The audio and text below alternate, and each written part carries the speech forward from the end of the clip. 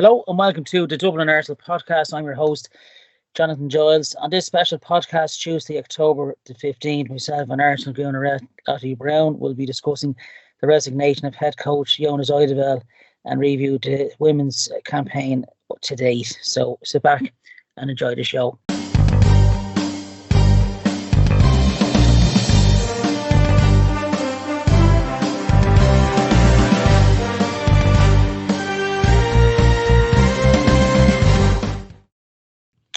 Also, a shout out to Lottie's podcast, Vic Acres Wonderland. Give it a like, comment, and subscribe. It's a really good listen. We're not being biased here in the Dublin Arsenal podcast. It's not a rival show. We call it a sister show.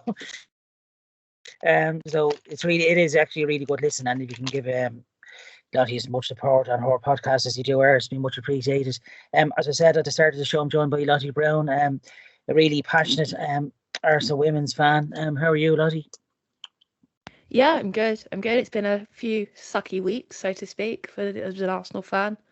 Start of the season's been a bit pants, but we qualified for the Champions League, and that's about it, really. But yeah, now how are you?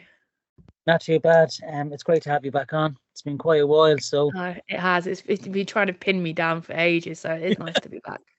Yeah, it's good to be talking Arsenal women's as well. A bit of a break from the men's podcast as well. So really enjoying watching the Arsenal women's team they get great exposure from Sky Sports and the BBC Women's Football Show on a Sunday night. So it's a really nice add-on from watching Match of the Day and then it's straight into the women's games. Nicely done from the BBC and Sky. So and it's all guns blazing. I have to say, well done to Arsenal Football Club allowing the Arsenal women's team to have their home games in the WSL at the Emirates Stadium. They're getting great value for money, I have to say, ticket-wise, but great exposure to be playing on the Emirates pitch, and it can only be a plus for them going ahead fitness-wise and everything else. So really good job there from Arsenal FC, and great to see Arsenal women getting the credit that they deserve. I suppose the breaking news today, head coach Jonas Eidevall resigned. I have to say, I suppose hands on heart, a really poor start to the campaign for the Arsenal women's team. Lottie, did you see that coming today? Yeah, I did. I've got my season seats behind the bench, and what I saw in terms of body language and behaviour from Jonas throughout that game was, well, for me personally, disgusting. He screamed at Katie McCabe. She argued back. Leah Williamson argued back. He had a fight with Renee as well, who's now our interim coach, and it was just. He was a man that was defeated, and he did his team talk as he does at the end of the pitch, and then he stormed down the tunnel. And I'm like, I turned to my friend and said, "That's last time we've seen him. That's it." And it was just a case of the club confirming it, basically. He handed his resignation in on Monday. So, as much as I appreciate what he's done for the club after we've had sort of what I'd say is 2 sideways seasons, where I feel like we kind of got lucky picking up the trophies, but at the end of the day, it's still silverware. It's thank you and goodbye. The writing was on the wall. Put it this way: he lost half the fan base when he let Vivian Miedemar leave the club. Yeah, it was just a matter of time for everyone else. It was a strange decision. Like, we saw her scoring on the opening game in the WSL and that 2-2 draw against City. Do you think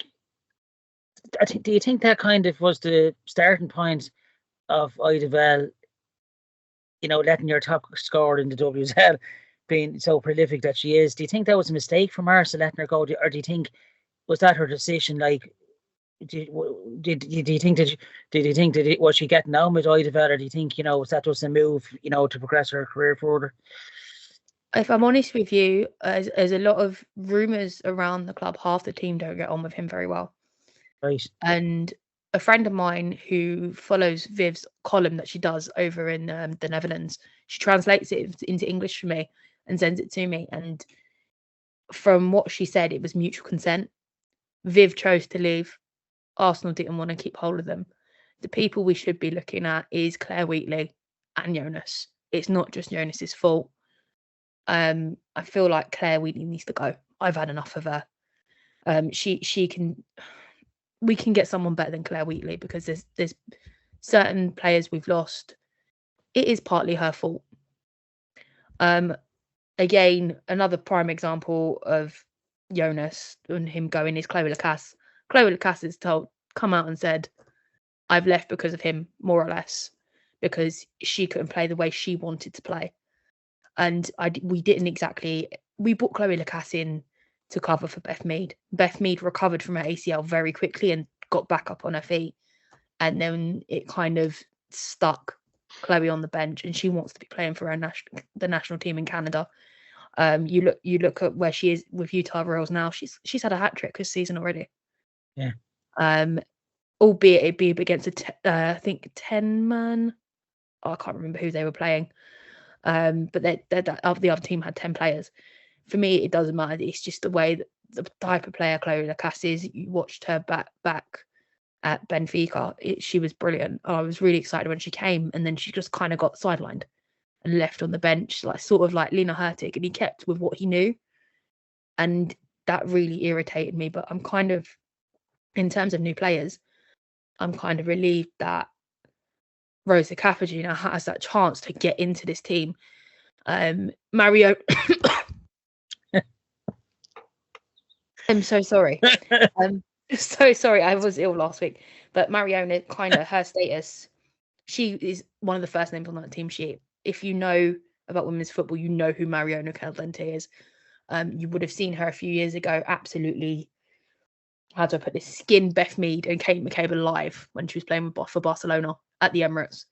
I was fortunate to be at the game because it's when I was first sort of started going when Jonas joined.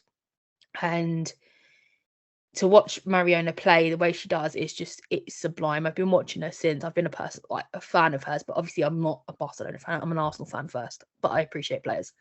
That's the one thing about women's football I don't get. A lot of people support the players, not the club. So, but yeah, that's a whole different subject. I don't get it. Mario Cadante, she's one of the names you put the first name down. A lot of people are not sure where she fits at the moment, but you can deploy her across that front line, even in the 10. She didn't look great in the 10 on Saturday. I wasn't too impressed, but again, half that team looked lost. Apart from Caitlin Ford and Kate McCabe, the rest of them looked completely lost in what they were doing. Yeah, Caldante, yeah. It was her pass over to Caitlin Fjord, wasn't it? That set her up for the goal. Yeah, she really looks, actually, you're right, a really top player, yeah. I think under a good coach, she'd probably even go, we're supposed to be playing for Barcelona, even the women's team. You have to be a certain standard of player, yeah, to make it through the ranks, yeah, but she does look some talent, yeah. Renee Schlagers is going to be temporary head coach. Do you think that will make a big difference to the team? Do you think she'll gather them? Thing is, she's done interim head coach before in Jonas's previous job. I can't say how well that went. I just know she's done it before, so she's got some experience in this. Yeah. I just hope that. Sorry. You're okay. I'm so sorry, everyone. Breaks it when you're held. I'm so sorry. Lottie's just overwhelmed by returning to her show again. we get that a lot from our guests. No, I'm so sorry. I forgot what I was saying now. Renee. Yeah, she's done this before, so it's only she has to win tomorrow, otherwise we're out the Champions League, and then it's West Ham away, and there's a bit of a hoodoo going on around there after last season. Yeah. So I know a lot of people will be like, if she wins the next 2 games, I'll give her the contract. No, they are not. She's on the list, but it's not going to be guaranteed. We're all over social media today. A lot of people have been calling for Casey Stoney. Arsenal aren't even considering her. So that needs to go out the window right now. And the list that they do have, I look over those names and I don't know them well enough to say who I'd want, if I'm honest with you. But I would throw Jane Ludlow's name into the mix. Arscast on a special today. The Celtic FC coach has been mentioned as well. They seem to think of her highly. Would you like to see? I don't know enough about her. Yeah. That's the problem. Yeah. There's enough written articles that she's done out there that would make me consider her, that I've read, but I don't know her well enough. I haven't seen her performances as a manager. So I just kind of got to rely on Arsenal and hope they pick the best person for the job. Because we're still in the Champions League. We still got the cups. The league's gone. I'm not even looking at the league anymore. I want to qualify for Champions League. That's it. That's all that matters at this point. Because if we go out Champions League, we're going to need that spot for next season. And then whoever's in charge will get their first full season instead of 3/4 of the season. But yeah, I don't know. I really don't know who's coming in. It's such a debate. You can sit there and listen to people. I want this person. I want that person. But at the end of the day, as a fan, your opinion doesn't really count. It's what the club want. Yeah, I think we're really lucky, I suppose, as well, to have such an influential player in Katie McCabe. There's no doubt she'll get the dressing room together, and be ready to go again for the next game. Yeah. There's just plenty of leaders in that dressing room. Yeah, and I think, I suppose, Eidevall, he did do a good job, I suppose, but it just sadly came off the rails a bit. In terms of our new signings, Lottie, this summer, how pleased are you? How do you fit it in? Who stood out for you? I suppose Daphne Van Domselaar. She done quite well against Chelsea. She looks a good top stopper for Villa. Do you think she'd be, the number one?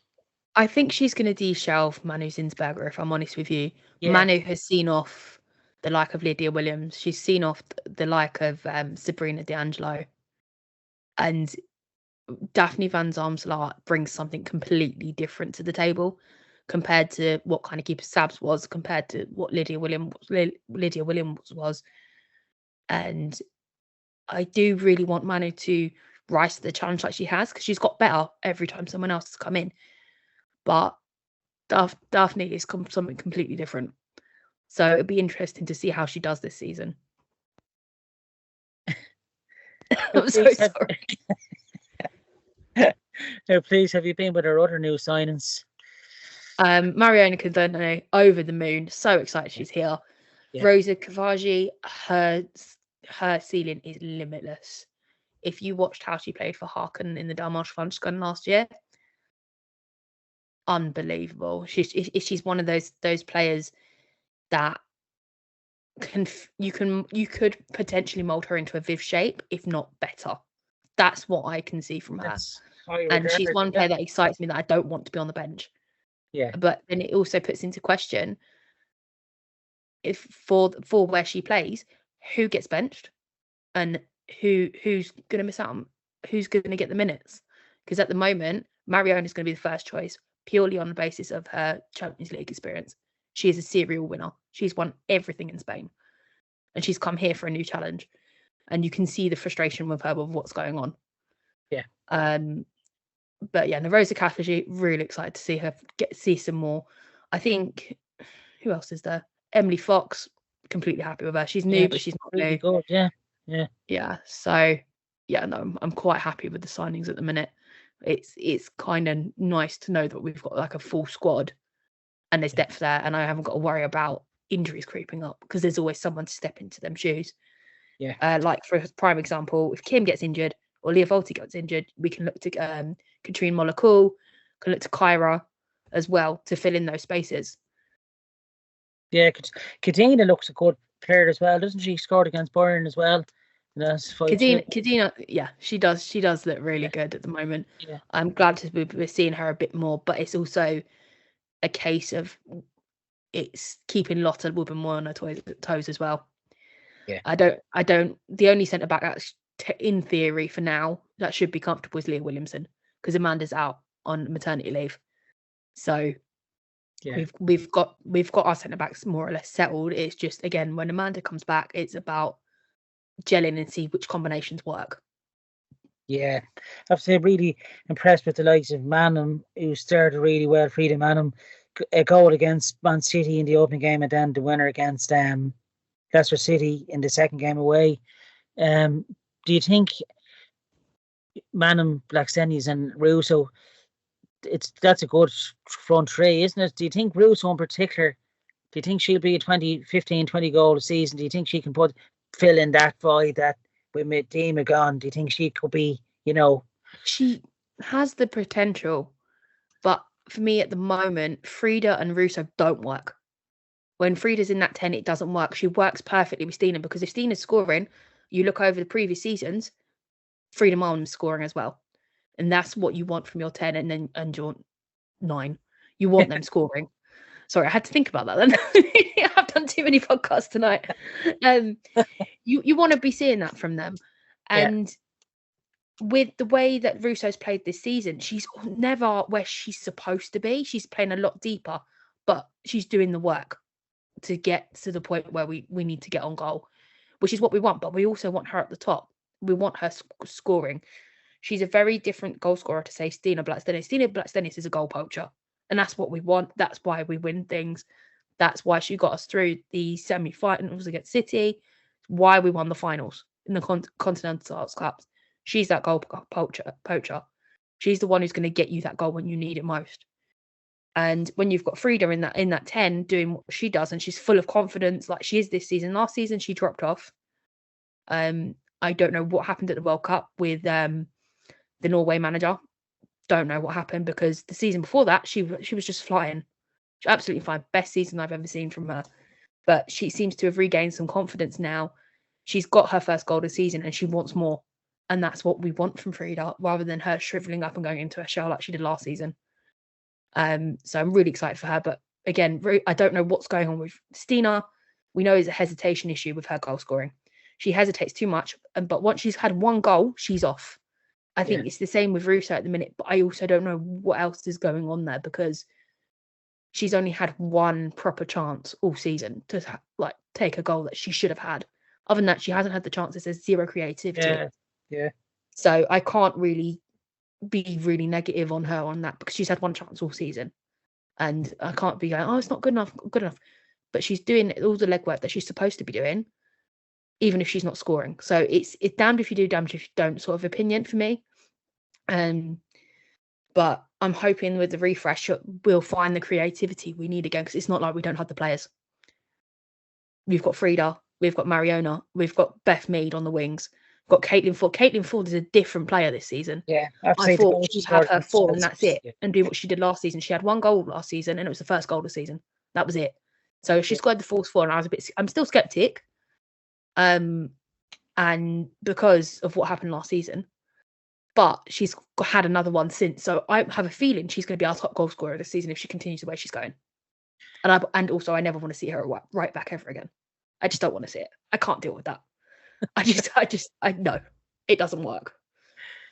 I get that Katie's tired. I get that Laura was injured, but please put someone else there. Yeah. No, I should be in left back, not right back. What am I talking about? Sorry. The head flu has Lottie all over the place the last week or so. And from watching Ursula, I suppose, the last week as well. Yeah. Do you think, I think it's been a very good move from Ursula to have the Arsenal women playing their home games at the Emirates Stadium. Do you think that puts a bit more pressure on them, playing in the men's stadium, a bigger arena than Meadow Park? Do you think they need a bit more time to settle in, to the Emirates, or do you think it was actually Eidevall's management that they were? I think it's Arsenal's long-term vision for us to permanently move there. Yeah. If you've seen the Leah Williamson and Jonas Eidevall's interviews, that is the dream for us to be all as one stadium. As you know, Arsenal are very much one club mentality. Whether you're academy women, men, we are one club, end of story. Yeah. And we will back each other every time. And that's one thing I love about Arsenal. It doesn't matter who you are, where you're from, colour, creed, whatever. You're an Arsenal fan, that's it. We don't care. And the attitude from our fans as well on that is very much the same. I mean, for an Everton game, for 45,000 tickets to be sold, and I think there was about 35,000 in that ground, because it was the lower tier only. I couldn't see above me because I'm up the back of two behind the Arsenal bench. But from what I can see from the lower tier, that was mostly full. There was hardly any gaps. And to be seeing that compared to when I first started going, when it was like 5,000 attendance at an Emirates game, which was a Champions League night. The growth is incredible. And I think the Euros has helped. But obviously there was no European competition for the girls this summer, so that hasn't helped in terms of getting things on the map. I think Arsenal are testing the waters because their advertisings have been a bit pants this season. I will say that. Last year Chelsea was almost sold out, and we only got 45,000 this year, so it's not okay, sort of thing. But yeah, no, the growth is going in the right direction. It's getting. I think for me personally, what the best part is, it's family orientated, and you're getting a new generation of fans. Yeah, coming to the game. I took my friend's daughter to her first game, the Chelsea game, and she the way she was singing the songs and everything, it's like that she's been there for years. It was her first game. It was just, and that's the sort of thing you want to see. She might be 9 years old, but she's already 100% in with the club, win, lose or draw, and that's how you retain the fans. You start them off with games like that. They might not necessarily go to the men's games, but they're still a part of the club, even though they support the women's team. Yeah, it'd be nice if it is to become the women's home as well, the Emirates, and I can't see why not, with the growth of the way the women have gone over the last season or two. I have to say now, I've been ignorant of it's only over the last 2 or 3 years that it's been Sky and BBC have been really good, and TNT or BT at the time, they've really put it out there, and I didn't know how good the standard was, and it's excellent really. It'd be nice to see on the outside of the Emirates the way they've got the men, some of the women maybe, give the Arsenal women some Arsenalisation, as they call it, I think not being biased here, but I think when Katie McCabe does retire, I can see probably a bronze statue of her outside. She epitomises, I say, all the girls that go to the match, her passion. You can see the way when she drives the crowd and all. And can you do you think Katie McCabe is given the Arsenal women's, she's very good ambassador, isn't she really? Yeah, no, she is one of the main leaders of the club, but it's also a case of you need to remember there's more than one player. There's names on the list. You can go back years. You can go to the likes of Alex Scott, Rachel Yankee, for example. She's the name I grew up with. This is the only Arsenal women's name I knew, and that's the name I will always remember on. This is from when I was little, like years and years ago, and I make myself sound so old. You're not that old. Making me you old. also look at the names of like the likes of Jane Ludlow. Those players have won it all. They've done the quadruples, and it's something to be celebrated. We're the only club in the country to have a Champions League trophy, and it's not appreciated because it's women's football. Yeah, and that annoys me. But Arsenal have celebrated that. They've put it alongside the Invincibles on one of the wraps around the stadium, which is appreciated. They've started putting up the players' faces like they do the men's around the stadium.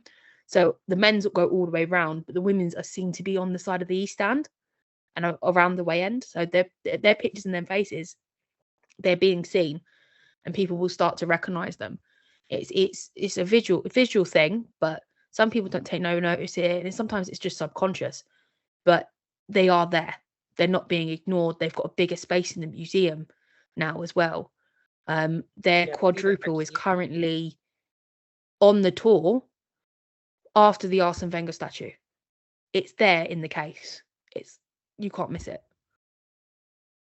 Yeah, I've done the tour actually there in August actually, and the county trophies there along the tour walk as well, which is really nice, and it's I suppose really, to be honest with you, it's about time that they got the credit that they deserve, and I think probably a big credit probably has to go to Edu as well.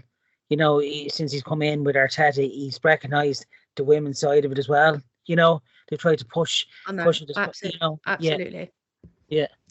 And very good. Hopefully they go from strength to strength. You were saying you were at the game last Saturday, the Chelsea game. The fourth goal from Ramirez is probably a bit of a fluke, the way he looped up over Van Damsler, probably didn't have a chance. But the second goal in particular, Baltimore was pretty bad defending, wasn't at the back post, just ball watching more than she just glided in there, didn't she? Yeah, it was a case of they forgot the basics. The basics weren't even there. You don't any boys, girls, women, men, women. You're always taught as a defender you don't follow the ball in the way that they did, and it was just basic mistakes. But again, this comes down to people that they're all at each other's throats. I understand they're getting frustrated, but they lost their heads, and that's how I saw that game. When have you ever seen Leah Williamson absolutely scream her head off at lots of women away? You don't see that. We don't argue amongst ourselves. We never have done. But to see that discourse and that unbalance within the team that's been brewing finally spill over and letting Chelsea have that first win at the Emirates, it's not great look. Not a great look, but again, it's a fresh start tomorrow. I'll be honest with you, this morning before that news broke, I didn't really I'd still go to the game, don't get me wrong, but I don't feel like I want to be there. But I will still go and support my team because I knew we were going to lose on Saturday. I still turned up because of the performance in Germany. I was like, yeah, this is not going to be a good look. It was from Chelsea personally, it was a very smash and grab game.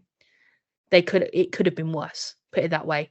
If they really wanted to hurt us and really damage us, they would have. But instead, they got their 2 goals and then they kind of just sat back and let us have all the possession. The stats will tell you a different story. We had all the possession, we had this, we had that. Doesn't mean anything. There's no goals in the net. I mean, a lot of people are probably going to disagree with me. I think Caitlin Ford was very lucky to get the goal. The way she got the goal around the keeper, that was very, very, very lucky. But sometimes all you need is a bit of luck. I was sitting there at that time. I'm like, okay, we're still in this. And then nothing materialised and it was really disappointing. Yeah. I suppose the Everton game, the 0-0, our own here, Courtney Brosnan, put out some amazing saves for Everton. How we didn't win that game, I don't know. But I suppose I say Eidevall looks at that and says she had the game of her life. I will say that. I was when she was in the North Bank. She had the game of her life. She was absolutely incredible. She's for me one of the most underrated keepers in WSL. She might play for Everton, but she's brilliant when she has her day. Yes, I saw her actually during the last for the Irish women, and the save she was making, she kept us in the games. Very underrated, and you probably can see her probably moving to a bigger club. No disrespect to everyone, but she probably, she wouldn't be out of place at the likes of City United or even ourselves. Do you think we deserve more from that game against Everton? Do you think, should we have very damn chances we had? Thing is, everyone knows our card is marked, especially when it comes to low blocks, and that's our problem. You low block us, that's it. We're out of the game, and it's something that's been brewing since the first time I went to see Wolfsburg and Tobin Heath, and Tobin Heath was still here. That's how long ago it was. And then you look at that free kick set up for Lotte Wubben-Moy. Was it a set piece? Was it not? We don't know, but it was still a goal at the end of the day. Since then, the low blocks have been an issue, and it's been building and building and building. And it's at that point now where we've been rumbled. Oh, low block them, no problem. And that's exactly what Everton did. But when you look at Everton and the style they play, they are the closest team that plays like us. But they just haven't got the talent that we have. That's the only difference. Yeah. I'm not saying that Everton's not a talented team, but the levels between Arsenal and Everton is very, very different. Yeah, so you can see they defended. I have to say they defended really well. Everton, they frustrated us all day, and so at the end of another day probably would have been 2 or 4 or 5 ourselves, but to come out of the Emirates, I think they'd be pretty pleased. You could see that in their game at the weekend. They followed that on with another good performance. Anyone that seems to get positive results against Irish women's team at the Emirates seem to go into the next game full of confidence. Amazing what a result does. Yeah. Where do you think, with Renee Steggers now, what should be the aim now? Like you said yourself, the league is probably past them even at this early stage of the season, which is mad. But where do you think should be the aim now, and aim for cup competitions? She needs to win the next 2 games. That's all that matters at this point. It's the international break after West Ham. We've got 2 weeks till Man United away. Yeah. By then we should have a confirmed manager, and hopefully the new manager Brownts will help us beat United, because I'd love nothing more. I'd love to beat them away. at this point, because they've been really good and kind of enjoyable to watch. I hate to say, as a mutual, like I was rooting for them because they played Spurs the other day because they I just played really well, didn't they? Yeah, they played really, really well. So it's I say Alessio Russo says, God, why didn't I stay there? no, sure, we the no, game no, last year, we'll I'd keep say, Leslie. last September, that 2-2 draw. When we're playing away, that was an incredible game of football. Yeah, and even that was a losing early years, they look even more together, don't they? You know, when they lose a big player, they see Mark Skinner. He seems to be a really good head coach. He brings them together, doesn't he? He seems to get the best out of them when they keep losing a big star every summer. Yeah, they do, but it's a case of how you play your players. If you know your players, and you know what they can do and what they got in their lockers, and that's what he does. That's why you find that he sticks with a lot of the same starting 11 all the time. And I think when it does go wrong and things don't go his way, people blame his lack of rotation. But it's a case of him also. I know I blame his rotation when it goes wrong for them. You take one player out and put someone else in. It's a bit like the Nikita Paris situation last season. She was scoring, yet you're pulling her off after she's had a hat trick. Leave her run and let her score more. It didn't make sense to me. Because when you've got a player that's sailing on confidence and you're benching her, it doesn't make sense. Yeah. Especially when the other player, I think it was JC at the time, she wasn't scoring. They paid a lot of money for her and she just hasn't really done anything. And I get there's an adjustment period for the WSL from La Liga, but she still hasn't impressed me, so to speak. Spanish football and English football are two different kettle of fish. Yeah, the English game is definitely a lot more physical, even in the women's game, isn't it? It's more all about silky football in Spain. Yeah, you get a bit more time with the ball. Yeah, it's going to be interesting. The next two games are going to be massive, aren't they? Just to get the, get some stability again. At this point, we need to win tomorrow, otherwise we're out the Champions League. Yeah. Sunday, I just need to get it over with. Do you think that's how I feel? Now the Champions League, Lottie, for the team, yeah. Yeah, it's the end of the Champions League. We won't make it through. Valerenga held Juve at a 1-0 loss, so we need to win, because I don't know, with Juve's recruitment this year, I think it's going to be a lot tougher than it was last year. Yeah, it could be a huge blow. Yeah, it's amazing what 1 or 2 games earlier on the season would mean to confidence and going ahead for the forthcoming season. Yeah. Would you like to say anything else about your own podcast or anything?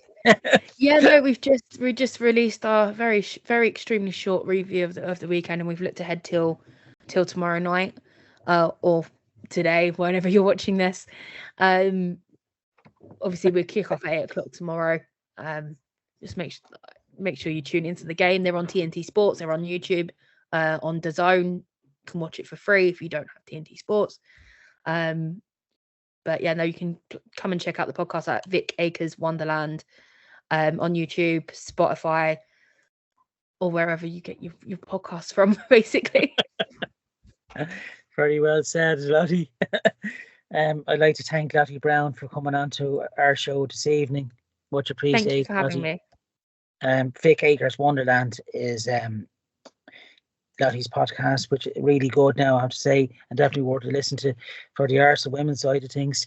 Of course, you can catch our own show on the Dublin Arsenal YouTube channel and also on Spotify. Of course, it's our 35th anniversary of the Dublin Arsenal Supporters Club this weekend for the Bournemouth game at 5:30 in the River Bar in Dublin City Centre. So all are welcome to that. But until next week, when we'll be reviewing all of the Arsenal action, men's and women's, of this week. Thanks for listening and have a good week.